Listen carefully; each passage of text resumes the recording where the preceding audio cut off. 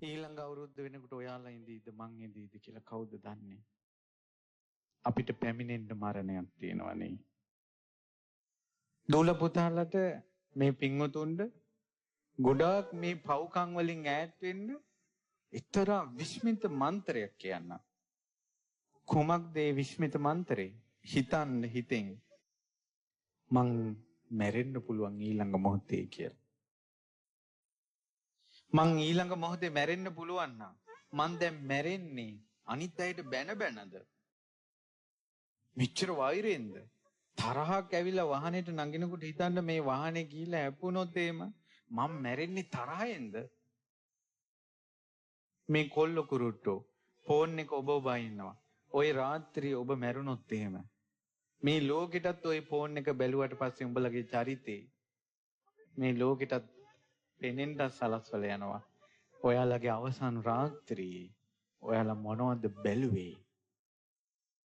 අද රාත්‍රියේ ඔයාලගේ අවසන් රාත්‍රිය නම් ඒ රාත්‍රියේ ඔයාලා මොනවද කිව්වේ? අද රාත්‍රිය ඔයාලගේ අවසන් රාත්‍රිය නම් ඔයාලා අවසන් රාත්‍රියේ මොනවද ගහපු මැසේජ්? මේ රාත්‍රියේ අවසන් රාත්‍රිය නම් අවසන් දවසේ ඔබ ස්වාමියාට කතා බහ කළේ කොහොමද? අද දවස් ඔයාලගේ අවසන් දවස නම් බිරිඳට ඔබ කතා බහ කළේ කොහොමද? මේ දවස් ඔයාලගේ අවසන් දවස නම් ගමේ මිනිස්සුන්ට ඔයාලා කතා බහ කළේ කොහොමද? අජීව කිච්ඡං ආතප්පං අද කළ යුතු දේ අදම කළ යුතුයි නේද? කෝ ජඤ්ඤා මරණං සුවේ හිට මැරෙයිද කියලා කවුද දන්නේ? දුවේ පුතේ රාත්‍රියේ නිින්දට ගිහිල්ලා උදේ ඇහැරෙන්නේ නැතුව රෑ නිින්දෙන්ම මැරිච්ච මිනිස්සු කොච්චරද?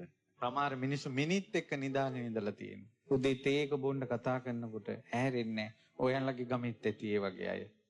නිසා මිනිස්සු මැරෙන්න පුළුවන් එහෙම. පුංචි වයසේ ඉස්කෝලේ යන වයසේ කෙනෙක් මැරෙන්න පුළුවන්. ඒ නිසා සමහර ඉන්නවා දූලා හොඳට චරිත රැකගෙන පරිස්සම් වෙලා ඉන්නවා. ඒ කෙල්ලෙක් අම්මා කෙනෙක් කෙල්ලෙක් රකින්නේ හරි පරිස්සමෙන්නේ.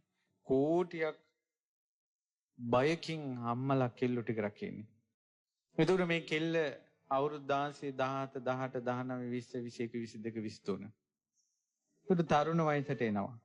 එතකොට කාගේ හරි අසත්පුරුෂ ඇසුරක් නිසා ওই කෙල්ලෙක්ගේ හිත අවුස්සලා ওই කෙල්ල චරිතේ නසාගත්තොත් එදා රාත්‍රියට නම් ඒ කෙල්ල මැරෙන්නේ.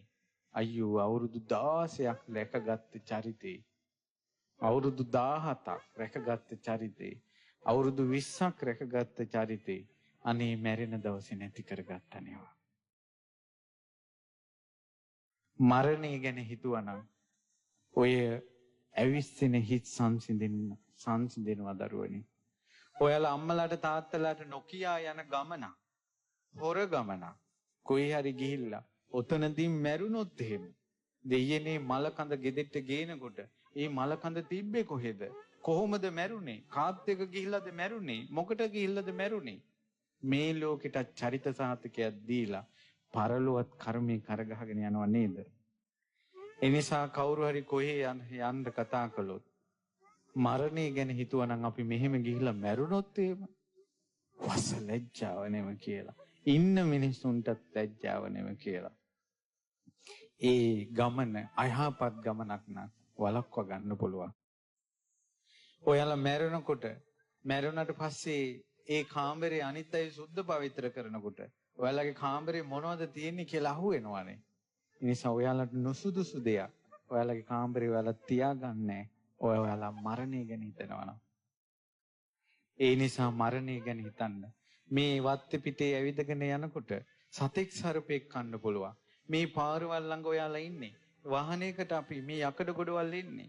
යකඩ ගොඩවල් වලට හිට පිට නෑ නෙව. ඒවත් නෙමෙයි වාපිත්සෙම් කිපෙනවා. මේ හොඳට ඉන්න මිනිස්සු මේ මැරිලා වැටෙනවා. මරණයට එකම එක හේතුවයි තියෙන්නේ ඉපදීම. උපන් සත්වයා මැරෙනවා. ඒ නිසා මැරෙනකොට පව් කරගහගෙන යන්න ඕනේ නෑනේ. අපේ මිනිස්සු පින් කරපු අයනේ. දන් දෙන මිනිස්සුනේ. අවකාශයේ මහ පොළොවේ බනහන් ඉඳ ගන්න මිනිස්සුනේ. පැය ගණන් වරු ගණන් ඉඳගෙන ඉන්න මිනිස්සු නෙමෙයි. අපේ මිනිස්සු මැරිලා දුගතියට යන්න ඕනේ නැහැ.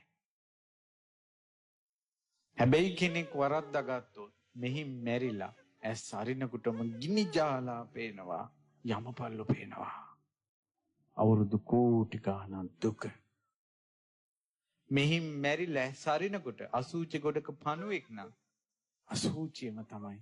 දුවේ පුතේ ඔයාලා මාළු ටැංකිය දිහා බලාගෙන ඉන්නවා. පොඩ්ඩක් මේක හිතන්න මාළු ටැංකිය දිහා බලාගෙන. ඔයාලගේ ගෙදර කෑම කණ්ඩ එක තැනක් තියෙනවා.